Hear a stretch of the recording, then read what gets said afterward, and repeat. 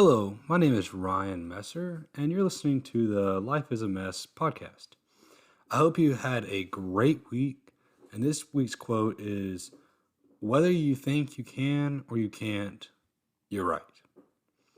And this idea was sent to me from a family friend, and I really appreciate it. Thank you, Mike. So, what I take from this quote is that whatever you convince yourself of will eventually happen. And I can say this is true for me because I've seen it numerous times and I've seen myself honestly doubt myself. And whenever I do doubt myself, things don't go right. But whenever I'm very confident, they may not go right the first time or the second time or the third time, but they do eventually go right. And it's hard to see at the time and hard to change. But again, I was correct either way I went. So, for example, some of the times that it's been at least prevalent to me is when I'm in the gym.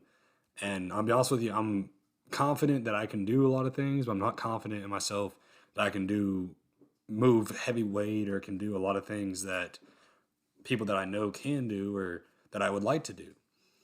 So I, and honestly, when I was in high school or in the past years, I would be trying the same weight until eventually someone would come up to me and say, "Hey, man, you got that," or "Hey, let's get it today," and I, whenever I started to believe them and say, "You know what, they're correct," that is when I would actually be able to do it. And again, it may not have been the first time, it may not have been the second time, but I was able to put in my mind and say, "Hey, I can do this. I know I can do it.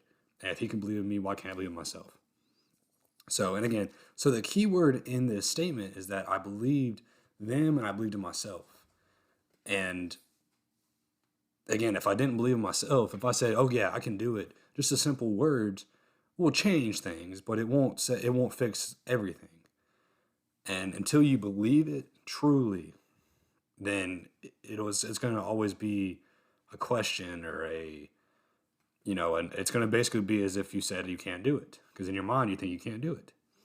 So, a example that actually happened recently for me was the other day I was in the gym lifting with the baseball team, and we were doing floor presses, and you don't need to know if you don't know what those are. Feel free to message me, and I'll explain them to you if you really want to know. But anyway, I was doing that, and I had done 85-pound dumbbells on both sides for the 5 reps the time before. And when I did that, it was kind of hard, but I was able to do it. And I was like, man, I'll just do maybe 85, maybe 90 the next time I do it. Well, one of my buddies came up to me and said, "Hey, man, why don't we try and get the 95s this time?" I said, "Man, I'm not really sure if I can do this. I haven't been able to do this before. And to be honest with you, 85's kind of kicked my hind end." So, but he came up to me and said, "Hey, you can do this. Let's go ahead and try it." And sure enough, whenever we ended up moving the weights over to where we're able to do it, I put the 95s up and I was able to do exactly what I needed to do. And I truly believe that if he didn't tell me that, I wouldn't have been able to do it. And I say that because keep in mind, 5 or 6 minutes earlier, I had only been able to do the 85s and they kicked my hind end. So the capability to be able to do 10 pounds heavier on both sides, which by the way, when it comes to arm exercises, is a huge, huge, huge deal. And I was able to do it. I've never been able to do that weight before. So it's not like I've seen myself do it and I just wasn't confident. It was that I've never done it before. And so I thought, well, there's no way I can do it. But I was able to do it. And I believe that's because he told me I can do it and he believed in me. So therefore I believed in myself and said, "Hey, Ryan, you got this. You can do this." So again, I want to add that was a 10-pound difference within 5 minutes. And honestly, I think this example more than anything else shows that the mind is a tricky thing, and that if you use it correctly, you can do some great things. And I often hear people say that they can't do something before they even start, and while it sounds ridiculous, they almost always are correct. I've been told that when I say I can't do something, when I was growing up, I was told I say I can't do something, that it's just me making an excuse because I do not want to put the effort in to actually achieve my goal. Because it's easy to say, oh man, I can't do this, and that's the end of that. You've convinced yourself, you've convinced anyone that's near you, and that's it. The goal is dies right then and there. Whether it be a small goal, whether it be a big goal, the goal, regardless, dies right there. And again, I've seen so many people, and including myself, numerous times say, hey man, I can't do this. I keep trying, I keep trying, I keep trying, I can't do it. And it's taken that action or that will or that something that happened to me that's like, hey, why you keep saying that? You can do this. You've proven this yourself that you can do this. And so I have. And again, it's easy to sit here and say I can't do that, and that's the end of that. And sadly, I think when people try to do something, they fail one or two times and they just give up.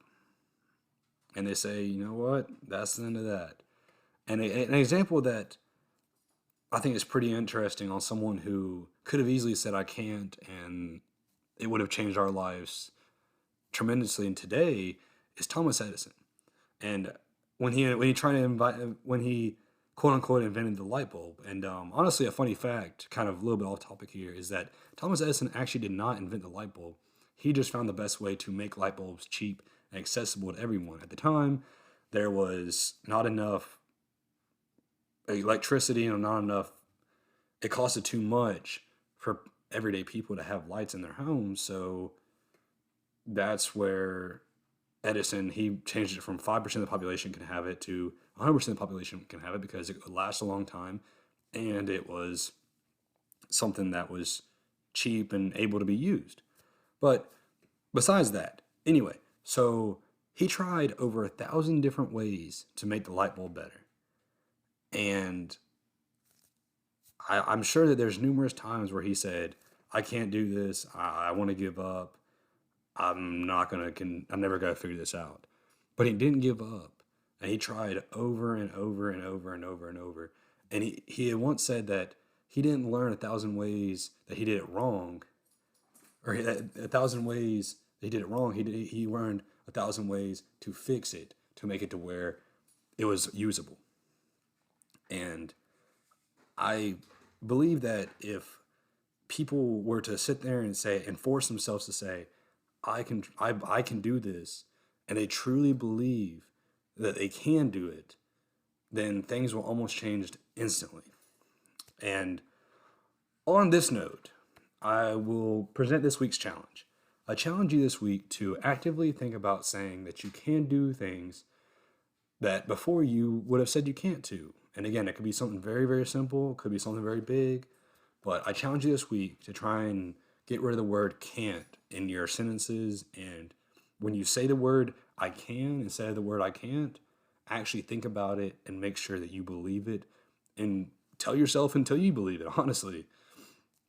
So with all this being said, I hope this was a good podcast for y'all. And if you have any suggestions, please let me know. I am always welcome. And again, this podcast actually was inspired from a family friend of ours. So again, I'm open to suggestions, and I'm always thinking about next week's podcast. I'm already ready. So again, as always, I hope you have a great week ahead. I thank you so much for listening. It really, really does mean a lot to me. And again, I can't even describe to you guys how much your support and feedback has helped through these past almost a month. So, and again, this is Ryan Messer, and you've listened to the Life is a Mess podcast. Goodbye. Have a great week.